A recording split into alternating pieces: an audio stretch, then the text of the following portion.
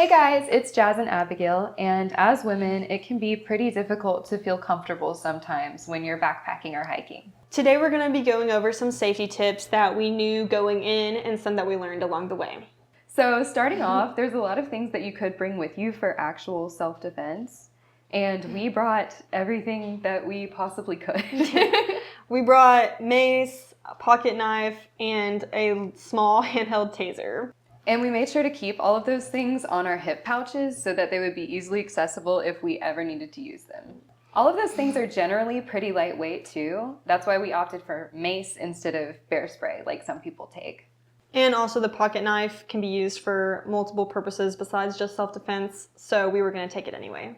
You're also going to want to make sure you know how to use each item. And if you are bringing a taser, you're going to want to make sure that it's charged. So we had a lot of people ask us if we were going to bring a firearm on our thru-hike, but we decided against this for many reasons, including it being pretty heavy. We'd have to be certified to carry it in all 14 states.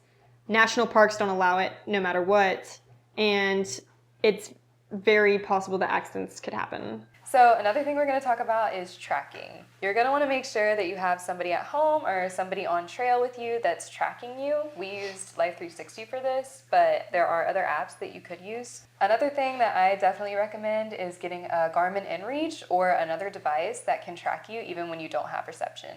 What I did before we started hiking for 4 or 5 days straight was I would plan out the amount of miles we're going to hike that day and where we're going to be and which shelter we're going to sleep at that night. And I would send it to close family members so they can keep track of us and know where we're going to be every day. And if you ever feel that you're in a sketchy or uncomfortable situation with someone, just go ahead and if you have reception, try to text someone you know and let them know the situation you're in and where you're at. And if you can, describe the person. Even if nothing happens, it's better to be safe than sorry.